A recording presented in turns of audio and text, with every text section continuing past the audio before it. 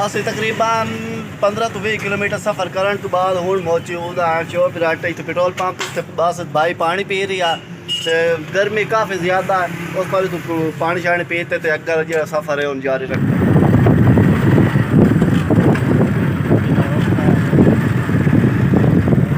मैं नौकरी देना तकलीफ तो नहीं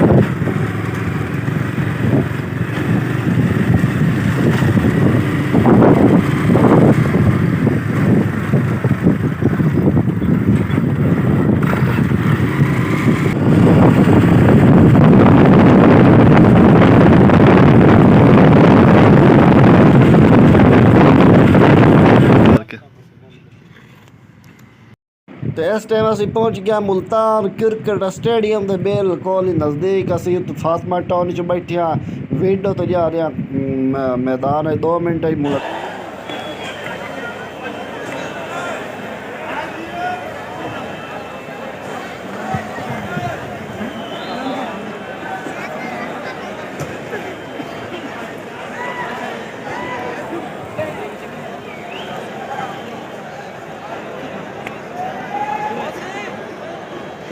सामने भी तो बैठे नहीं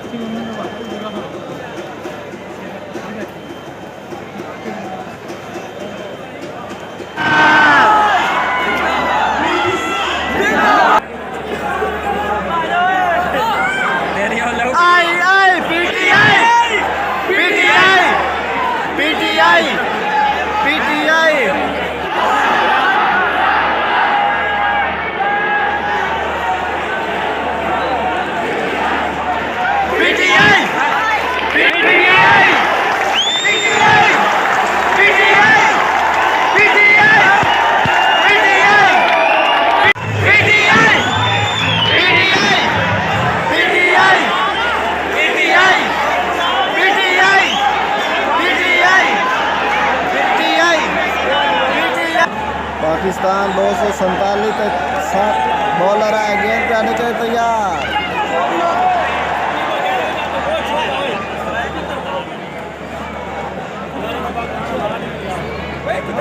पाकिस्तानी टीम की बैटिंग जी आई खत्म हो गई है पाकिस्तान 20 ओवर बनाया 271 माशाल्लाह टारगेट ज़बरदस्त पिया ते हूँ जी मैं वेस्ट इंडीज़ की बैटिंग आँदी है मोड़ इंशाल्लाह तुहानू लाइव बाई लाइव दिखाई सा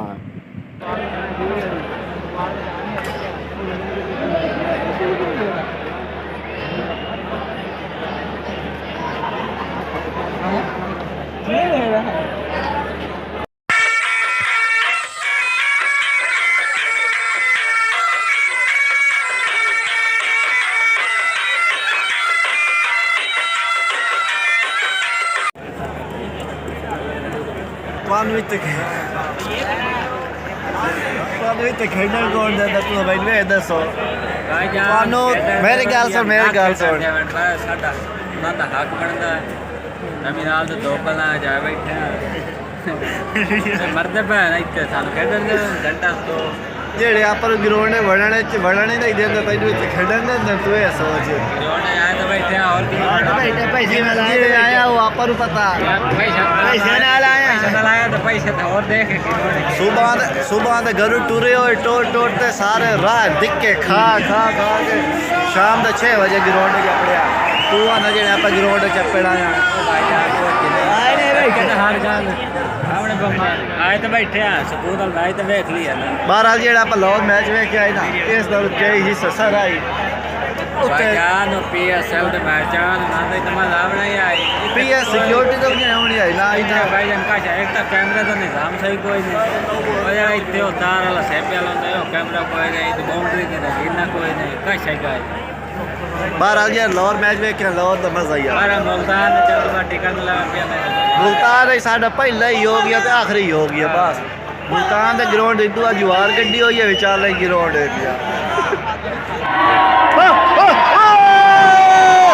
पाकिस्तान मैच जीत गया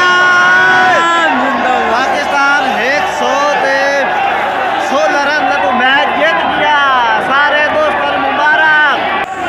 लाले लाले लाले लाले सारे गड्डी मैच पाकिस्तान जीत लिया तो इस टाइम टीमां जेहड़ियां ने ग्राउंड तो बाहर जा रही हैं लैन टीमां ग्राउंड तो बाहर जा रही हैं लैन वेख सकते हो ते जेड़े तमाशाई हैं इस सारे अपने घरों वहींदे पे अस भी थोड़ी देर थोड़ी जाने ओ भाई मैच तो जीत गया चलो घर चलिए तो घंटे तक लगा विचाले वाला नहीं दिया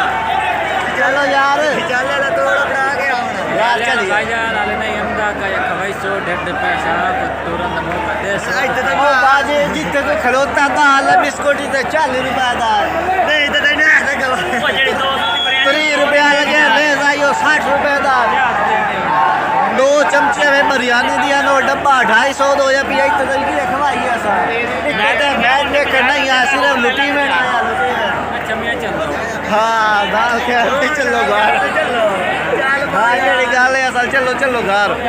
सुना बस तली मैच तो मजा आया ही कोई ना मैच उस्ताद जी चास करा दे मैच चांस करा दे वैसे आके स्कोर थोड़ा लेकिन जो बॉलिंग हुई है ना मोहम्मद नवाज का चांस करा दी है उसके अलावा शदाब खान ने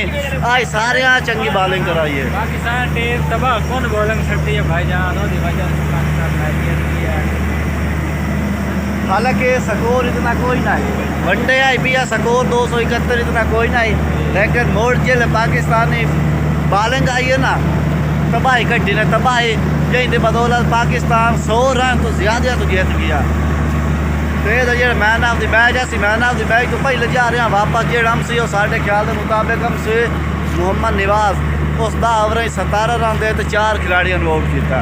इ'यां ना बस दे जी जी भाईजान ओके करो तो अज वाली वीडियो का इतना ही करें एंड उम्मीद है तुम्हें साड़ी अज वाली वीडियो पसंद आई हो अगर वीडियो पसंद आई है तो साढ़े चैनल को सबसक्राइब करो सो तो इंशाल्लाह मोड़ मिलसा नवी वीडियो नाल नवी वीडियो आने तो पहले थोड़ी अल्लाह हाफ़िज़।